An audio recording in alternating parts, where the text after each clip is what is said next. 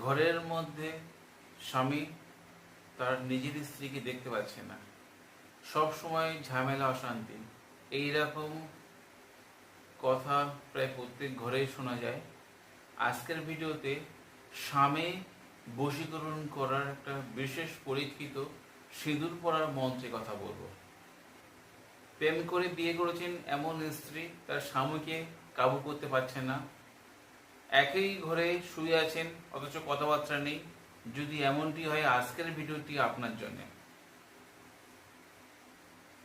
অনেক সময় হয় কি, পাড়ার বৌদির প্রতি ভালো লেগে যায়, আপনাকে আর ভালো লাগছে না, সেই বৌদির প্রতি টান হয়ে গেছে। আজকের ভিডিওটি যদি আপনি প্রয়োগ করেন, সেই বৌদির টান নষ্ট হয়ে যাবে এবং আপনাকে ভালোবাসবে। এই সিঁদুর পরা যদি আপনি গ্রহণ করেন,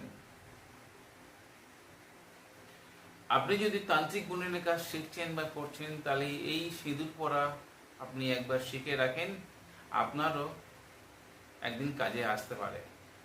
ভিডিও একটি শক্তিশালী গোপন স্বামী বশীকরণের সিঁদুর পরার মন্ত্রের কথা বলবো।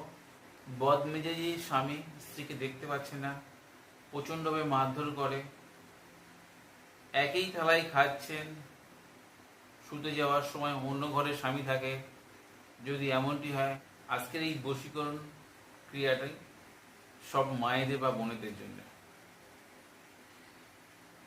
যেসব মায়েরা বা বোনেরা অনেক গুণের কাছে গিয়েছেন, কোনো সমাধান হয়নি, একবার আপনারা এই বশীকরণ মন্ত্র প্রয়োগ করুন।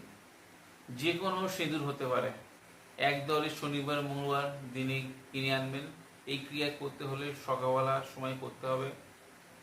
ভিডিওয় দেওয়া মন্ত্রটি আপনারা 7 বার পাঠ করে 7 বার ফুঁক দিয়ে সেই সিঁদুর আপনি নিজে পরে স্বামীর কাছে আসলে সেই স্বামী কিন্তু আপনার প্রতি সহানুভূতি দেখাবে, আপনার বসে থাকবে।